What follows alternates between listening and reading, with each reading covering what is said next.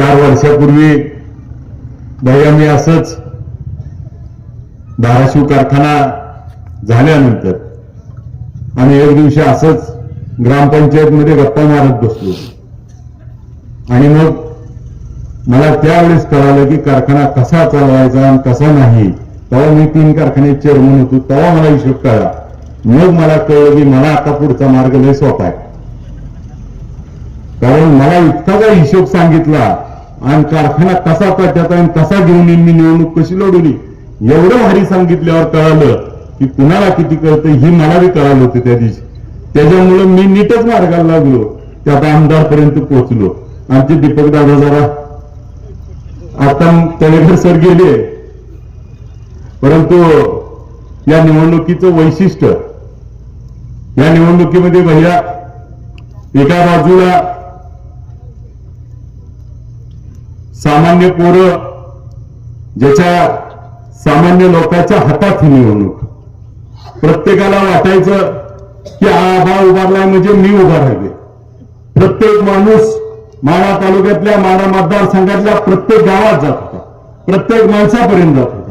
कित्येक जणांनी त्या ठिकाणी पाहुणे रावळे मित्र दोस्त ओळख असल नसल त्याच्यापाशी जाऊन त्या माणसाच्या 4-4 10-10 वेळा गाठी घेतल्या आणि त्या माणसाला सांगितलं की असा असा आबाय आणि उद्या तुमचं काय असलं तर मी जबाबदार येतो बघतो बोलतो, सगळी जबाबदारी त्या ठिकाणी घेतली. आणि मग गेल्या मगाशी बोलताना सांगितलं की पंढरपूर मंगळवेढा त्या ठिकाणी भैयासाहेब मला तिकीट जाहीर झालं होतं. खुद्द पवार साहेबांनी त्याबाबतचे संकेत दिले होते आणि योगायोगाने मी संकेत दिल्यावर राज्याच्या बाहेरच्या पक्षात काय गेल्यामुळे रान मोकळं झालं. आणि मग त्या ठिकाणी निवडणूक लढत असताना एका बाजूला त्या ठिकाणी आपल्याला सगळ्याच्या गाठी भेटी, मग मंगळवेढा तालुक्यातल्या प्रत्येक गावापर्यंत पोहोचलो. ग्रामपंचायत असेल, विविध कार्यक्रम असेल, माध्यमातून सगळ्याच्या भेटी घेतल्या. आणि हे सगळं झाल्यानंतर ज्यावेळेस विधानसभेची निवडणूक लागली आणि विधानसभेच्या निवडणुकीच्या वेळी काही लोकांना त्या ठिकाणी भेटीगाठी घेतल्या. बोसे आणि 42 गावातला आग्रह होता की माढ्यातनं उभं राहावं, परंतु तिकडे तयारी झाली होती. आणि मग काही लोक भेटायला आली. काही लोकांनी मला भैयासाहेब सांगितलं, आता इतर असल्यापैकी 4 जण माहिती त्या 20-22 जणांनी, त्या 20-22 जणांनी मला सांगितलं की परिवाराचे 2 आमदार होते, आपण इकडं असावं त्यांनी तिकडं असावं आणि असा आपल्याला मार्ग निघेल. आणि त्याच्यानंतर काही लोक भेटायला गेली पवार साहेबांना. पवार साहेबांना भेटल्यानंतर साहेबांकडनं जयंत पाटील साहेबांकडनं पण त्या ठिकाणी तशा प्रकारचं बोलण्यातनं जाणवलं. आणि मग माझ्या लक्षात आलं, इनडायरेक्टली मला इशारा होता की तू माड्याच्या दिशेनं वळ. म्हणल्यानंतर त्या ठिकाणी मी सर्व सहकार्यांना बोलवलं, काही मोजक्या लोकांबरोबर चर्चा केली आणि तिथं लढायचं का याबाबत चाचपणी केली. आणि काही दिवसात हे येऊन सांगितलं सगळ्यांनी की आपण माढ्याला त्या ठिकाणी लढूया. आणि दोन्ही बाजूनं त्या ठिकाणी होतंय, या बाजूला आपण आमदार तर होईलच आणि दुसऱ्या बाजूला परिवारातली कटुता देखील त्या ठिकाणी कुठेतरी काही अंशी कमी होईल आणि आपल्याला त्यातून मार्ग निघेल. परंतु मला माहित होतं दीपक दादाला एकदा झटका बसलाय, मला बसणार होता, म्हणून मी लय शाना होतो. दीपक दादाला जवळ घेऊन कसं करते ती म्हणली, त्यामुळे मी काय जवळ जायच्या भानगडीतच पडत नव्हतो, लांबणीनं असायचो. लांबणीनं राहून मला अंदाज होता की हे कोण कुणाचं कसं करणार आहे ती. परंतु या निवडणुकीच्या निमित्तानं काही लोकांनी खूप मोठ्या मोठ्या गोष्टी बोलले. मी या निवडणुकीत ठरवलं होतं की कुणावरच टीका टिप्पणी करायची नाही, सगळ्याशी मिळतं जुळतं घ्यायचं. मिळतं जुळतं घेत असताना मला आठवतंय त्या ठिकाणी मस्के सरांना मी सांगितलं होतं, ज्यावेळेस भैयासाहेब विठ्ठल कारखान्याची निवडणूक लढणार होतो त्यावेळेस मस्के सरांना सांगितलं, सर असं असं करू.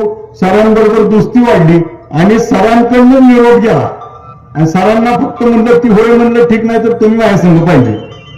त्यांच्या लक्षात आलं की काय होय म्हणत नाहीत म्हणलं ही माझ्या बरोबर आली. आज त्या ठिकाणी त्यांना लक्षात आलं की समोरचा माणूस कोण आहे, काय आहे आणि कसा वागतोय.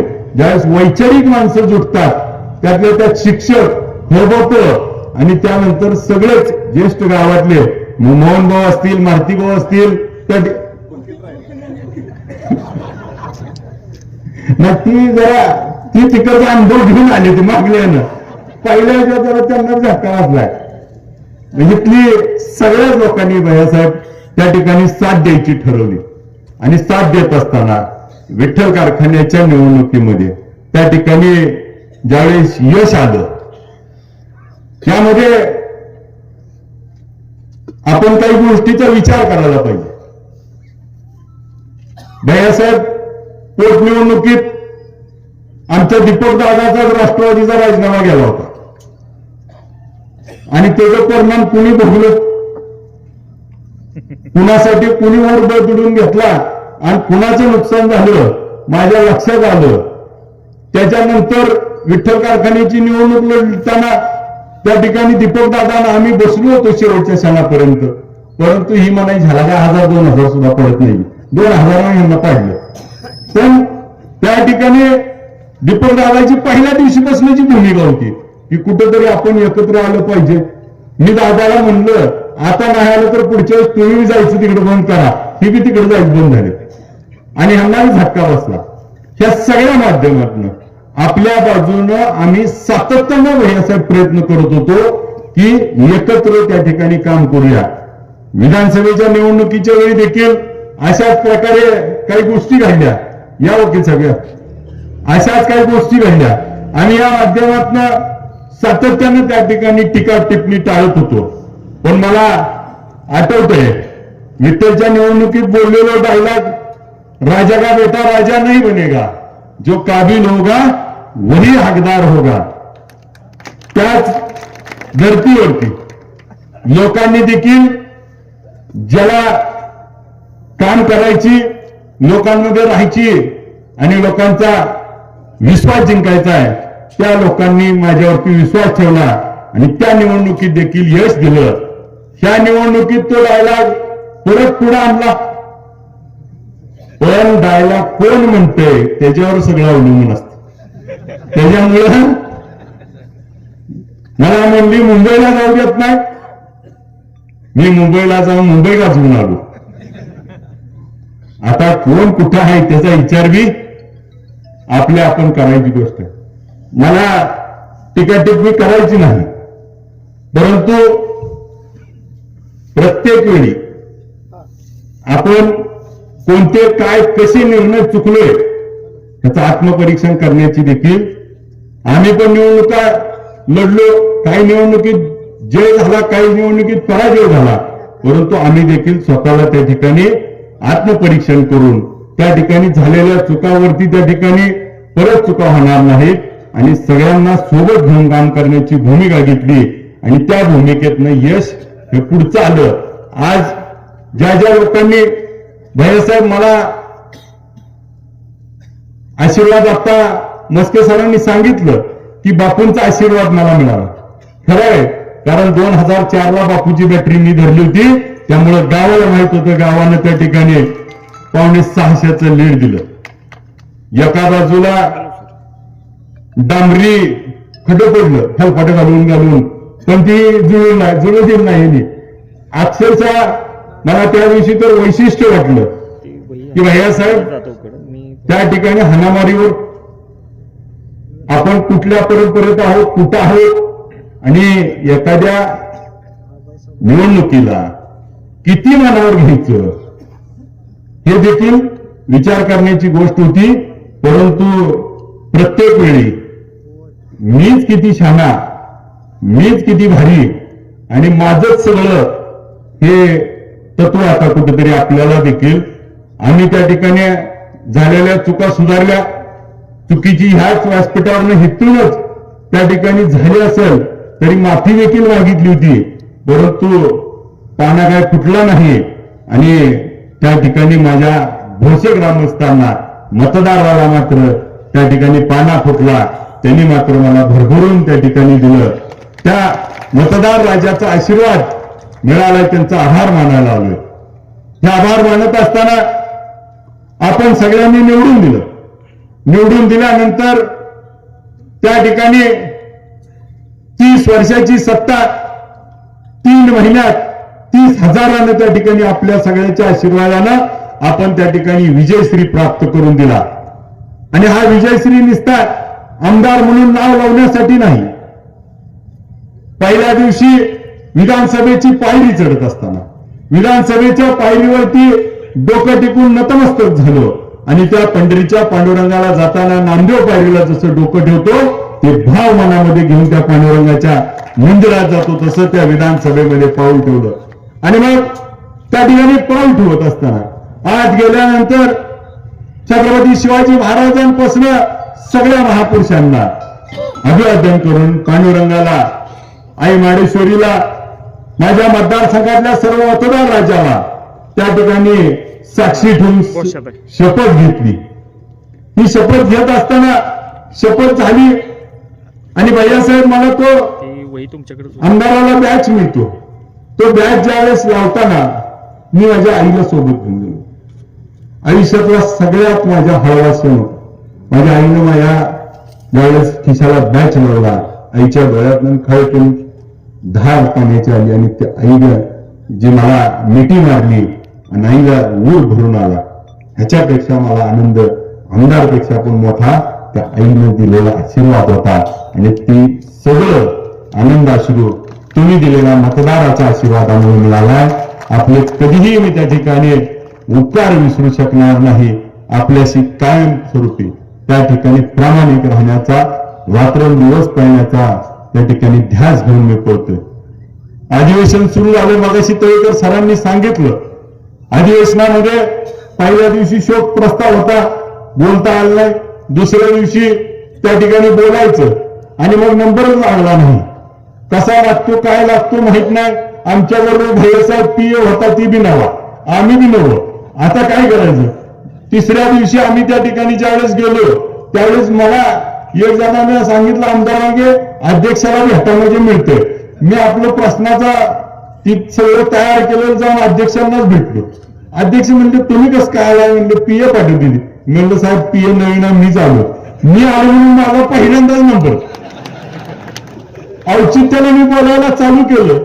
जे शब्द दिला होता वकील साहेब मराठा आरक्षणावरती पहिला आवाज त्या ठिकाणी 288 मध्ये उचलला. मग पाण्याचा प्रश्न असेल, त्या ठिकाणी महापुरुषांचे स्मारक असतील, पुतळे बनवणं असेल, त्या ठिकाणी 55 विषयावरती त्या ठिकाणी वेगवेगळ्या पद्धतीनं त्या ठिकाणी विषय मांडता आले. मग टेंभुर्णी नगर परिषद व्हायचं असेल, मोडणीम नगर परिषद व्हायचं असेल, करकम नगर परिषद करायचं असेल, पाण्याचा प्रश्न असेल, तुळशी गावाचा पाण्याचा प्रश्न कित्येक वर्षाचा प्रलंबित आहे तो मांडायचा असेल, बावीचा प्रश्न असेल, त्या ठिकाणी अंजनगाव खिलोरा असेल, परितेवाडी असेल, करकमचा शिवकालीन तलाव असेल, मोडलीमचा MIDC असेल, कार्गो टर्मिनल असेल, जे म्हणून विषय त्या ठिकाणी मतदारसंघातले आलते, त्या प्रत्येक विषयावर बोलण्याची त्या ठिकाणी हक्कानं भांडून त्या ठिकाणी सकाळपासून 9:30 पासून रात्री 10 वाजेपर्यंत दिवस त्या ठिकाणी विधानसभेमध्ये बसून त्या ठिकाणी सातत्यानं पाठपुरावा करून आपला मतदारसंघातला प्रत्येक प्रश्न विधानसभेमध्ये रेकॉर्डवरती गेला पाहिजे आणि त्याचं लेखी उत्तर आपल्याला मंत्री देतात आणि त्याच्यावरची पुढची कारवाई होती. भैयासाहेब 55 प्रश्नावरती त्या ठिकाणी विषय मांडला आणि त्या 55 प्रश्नाचे सगळे पत्र करून संबंधित मंत्र्याला नेऊन दिली. प्रत्येक मंत्र्याला त्या प्रश्न नेऊन दिला, त्याच्यावर सगळ्याचे एंडोर्समेंट मारले. परवा 3 दिवस मुंबईला होतो, 3 दिवसात 2 दिवस सीएम साहेबाला भेटलो. सीएम साहेबांकडनं पण पत्रावर सह्या घेतल्या. मग डेप्युटी सीएम साहेब एकनाथ शिंदे साहेबांकडनं पण त्या ठिकाणी सह्या घेतल्या, विविध मंत्र्यांकडनं सह्या घेतल्या. काम पुढे नेऊन त्या ठिकाणी सातत्यानं पाठपुरावा करण्याची भूमिका त्या ठिकाणी आम्ही घेतोय आणि ही भूमिका घेत असताना त्या मतदारसंघातला एक ना एक विषय आज जर मी पेरायला चालू केलं तर 4 महिन्यानं उगवल. आज आपण एंडोर्समेंट घेतली, त्यांनी सांगितलं ह्याचा प्रस्ताव मागवा, इथून प्रस्ताव जाईल, त्याचं इस्टिमेट होईल, त्याचं काम पडेल, त्याच्यावर वर्क ऑर्डर निघेल, काम प्रत्यक्षात चालू व्हायला त्याला 4-6 महिने लागणार आहेत. परंतु मी पहिला महिना त्या ठिकाणी जर बाजूला ठेवला तर पुढे त्या ठिकाणी वेळ जाईल. म्हणून मी पहिल्या दिवशीपासून कामाला लागलोय. आज आपल्याला देखील माहितीये उजनी धरणावरती भैयासाहेब आज होतो आपण मिटिंगला, उजनी धरणाचं टेंडर निघालं. आज 33 कोटी रुपयाच्या जेट बोट, फायर बोट, क्रूज बोट आज त्या ठिकाणी विकत घेत आहेत आणि त्याचं देखील आता त्या ठिकाणी पुढच्या काळामध्ये आपल्याला कृषी पर्यटन याच्यावरती काम होतंय. 60 कोटी रुपयाचे आलिशान त्या ठिकाणी आता आपल्याला रिसॉर्ट बांधले जाणार आहेत. 19 कोटी रुपयाचं कृषी पर्यटन त्या ठिकाणी होतंय. याचा पाठपुरावा करतोय. हे पाठपुरावा करत असताना भैयासाहेब हॅम मधनं एक रस्ता त्या ठिकाणी 77 किलोमीटरचा सुचवला.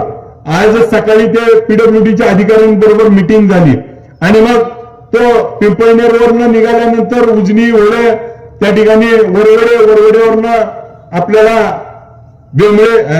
परित्यावरनं बेंबळवरनं करोड, कानापुरीवरनं उमरेवरनं नेवऱ्यावरनं परत कोंढरपट्टा घेऊन आव्यातनं जांभूडवरनं आव्यातनं पुन्हा आपल्याला नांदूर रस्ता खराब आहे.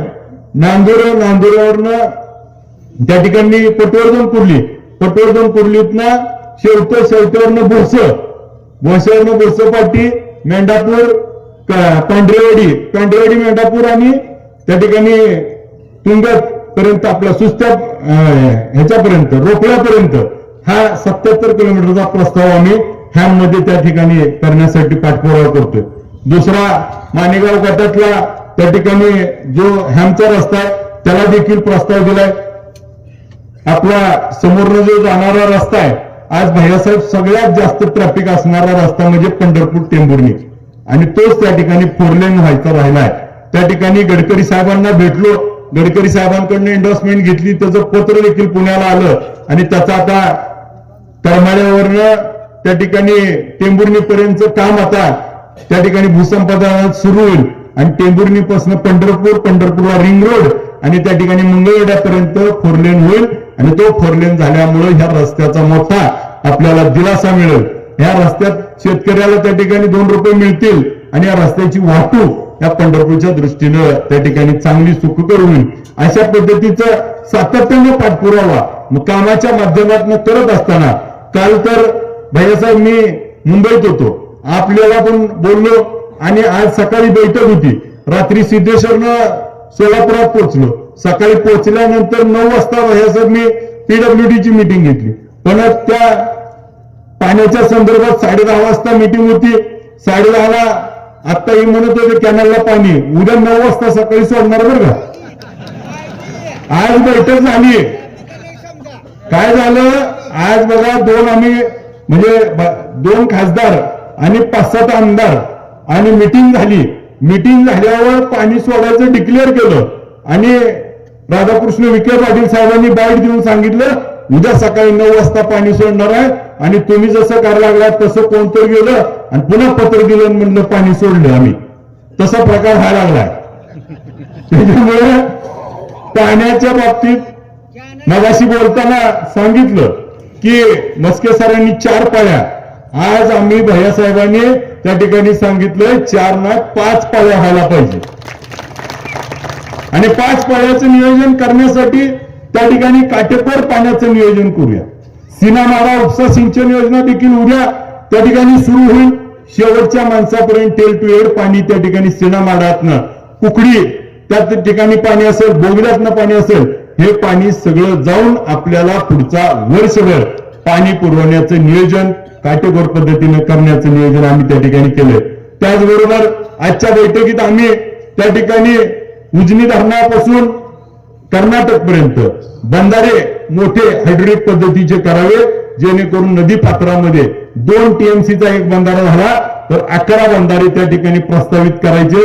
त्याचं आज त्यांनी पुढच्या आठवड्यात 8 तारखेनंतर मीटिंग लावतील आणि 11 बंधारे म्हणजे 22 TMC पाणी हे भीमा नदीमध्ये आणि 6 बंधारे त्या ठिकाणी सीना नदीमध्ये त्या माध्यमातून हे अधिकीचं पाणी त्या ठिकाणी साठेल पावसाचं जे वाहून जाणार आहे आणि पुढच्या काळामध्ये पाण्याचा कायमस्वरूपीचा आपला त्या ठिकाणी प्रश्न मिटेल. अशा पद्धतीचा पाठपुरावा आम्ही सातत्यानं त्या ठिकाणी करतोय. त्या सीना-माडा उपसा सिंचन योजनेच्या बाबतीत तर भैयासाहेब एवढ्या अफवा होत्या. आज आपण बघितलं, आज मीटिंग मध्ये पत्रकार महोदय साहेब आम्ही हा देखील विषय त्या ठिकाणी मंत्र्यांच्या समोर मांडला की ती योजना 30 वर्ष झालं जुनी आहे. त्या योजनेवरती 1500 HP 11 मोटर आहेत, त्या 9 मोटरा चालतात आणि त्या मोटरा आता जुन्या झाल्यामुळं त्या 60% एफिशियन्सीनंच पाणी देतात.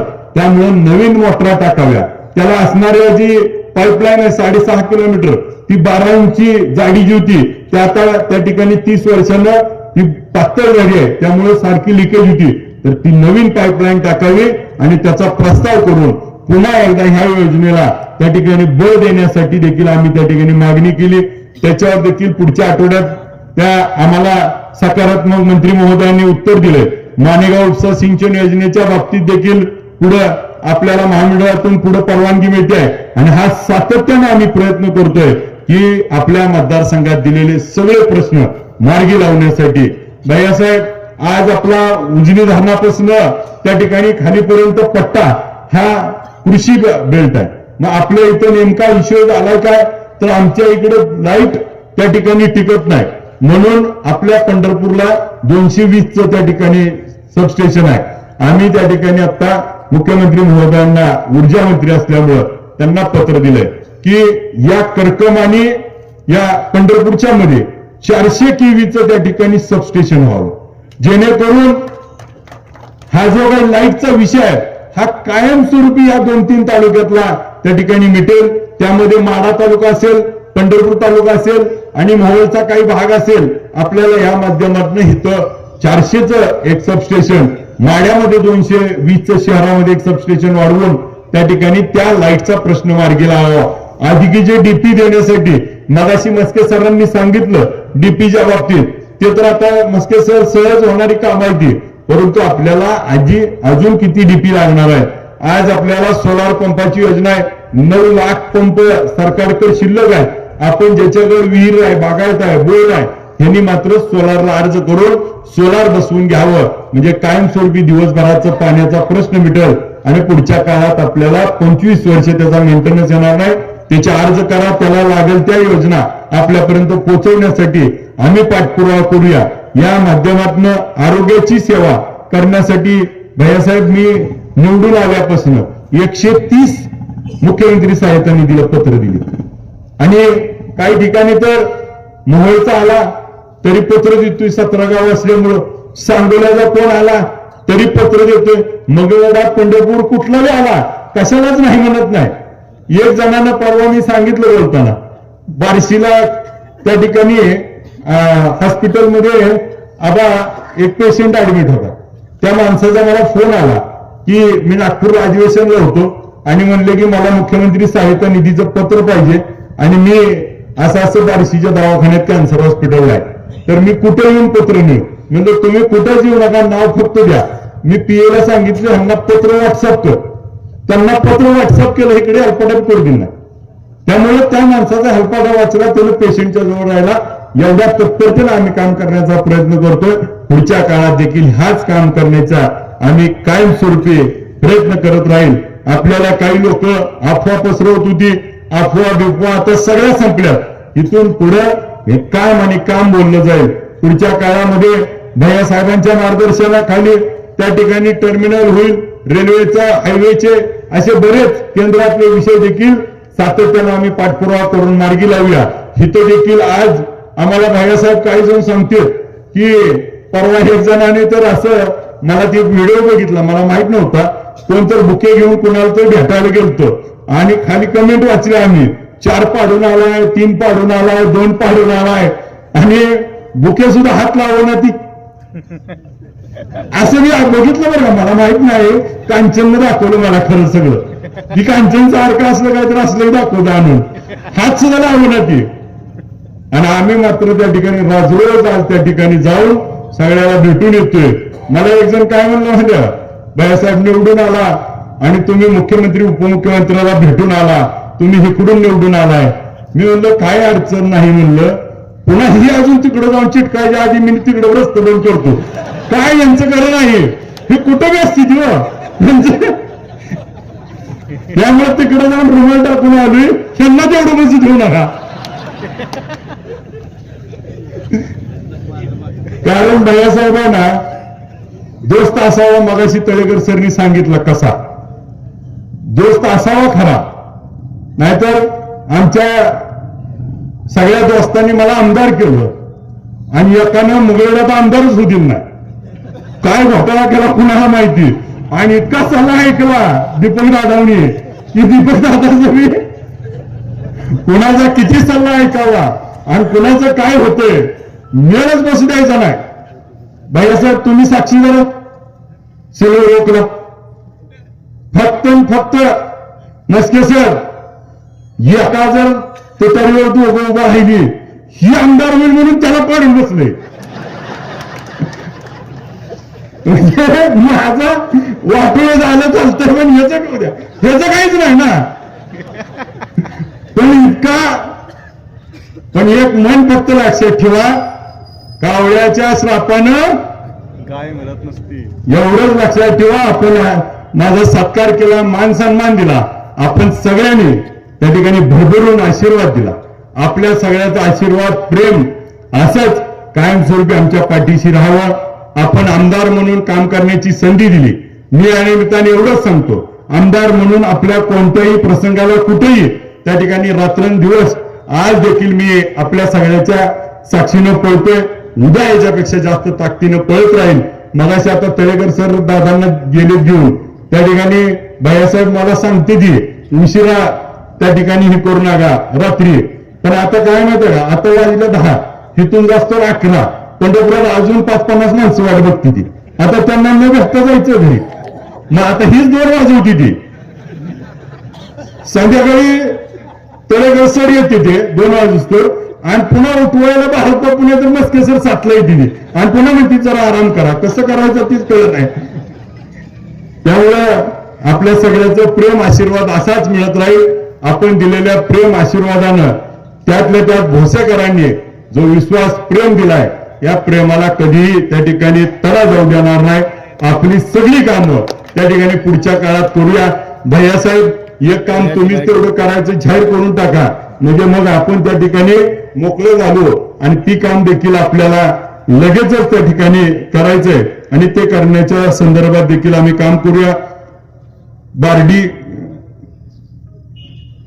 एसटी स्टँड दुरुस्ती ब्रिज आणि ती नक्की या कामाचा पाठपुरावा करतो आणि हे देखील काम करूया. भोसे इथं भैयासाहेब बस स्थानक त्या ठिकाणी आपल्याला करण्यासाठी त्या ठिकाणी विस्तृत मध्ये काम करावं लागेल. पुढच्या काळामध्ये ह्याला ग्रामपंचायतवर थांबवून चालणार नाही. त्यामुळे आपण पुढच्या काळामध्ये आपण मार्गदर्शन करा. त्या पद्धतीनं पुढच्या काळामध्ये आपण या गावाचा देखील चेहरा मोहरा बदलूया. ह्या गावातल्या नेते मंडळींनी जरी पाठ फिरवली असली, मतदार मात्र आपल्या पाठीशी आहे. त्यामुळे त्या मतदार राजाचा उपकार आपल्यावर असल्यामुळे प्रत्येक कामाला त्या ठिकाणी आम्ही तुमच्या तत्पर त्या ठिकाणी असू. पाण्याचं कॅनलचं नियोजन असेल, जे म्हणून विषय असेल त्या सगळ्या विषयाला आम्ही पाठपुरावा करून आपल्यापर्यंत पोहोचण्याचं काम करू. आपण सगळ्या ग्रामस्थांनी आम्हाला बोलवून माझा आणि भैयासाहेबाचा मान सन्मान केला, सत्कार केला आणि आमची ग्रंथतुला केली आणि त्या ग्रंथाच्या वजयानं आमच्यावरती डोक्यावरती दिलेला त्या ठिकाणी विचारवंतांचा ग्रंथांचा जो आज आमच्या डोक्यावरती दिलेली शिदोरी आहे, त्या शिदोरीच्या माध्यमातून पुढच्या काळामध्ये कायमस्वरूपी आपली सेवा करत राहील. दिलेल्या राष्ट्रपुरुषांनी, महापुरुषांनी, संतांनी घालून दिलेले आचार विचार कायमस्वरूपीच्या आचार विचारावरती चालत राहील. एवढा शब्द देतो. आपण मान सन्मान दिला, सत्कार केला, आपल्या सगळ्यांनी भरभरून मतदान दिलं, आशीर्वाद दिला. आपल्या सगळ्याचे शतशः आभार मानून थांबतो. जय हिंद, जय महाराष्ट्र. धन्यवाद दादासाहेब. ताज्या घडामोडी जाणून घेण्यासाठी शिवशाही न्यूज यूट्यूब चॅनलला सबस्क्राईब करा. आपण हा व्हिडिओ फेसबुकवर पाहत असाल तर फेसबुक पेज फॉलो करा आणि शिवशाही न्यूज.com या आपल्या वेबसाईटलाही भेट द्या.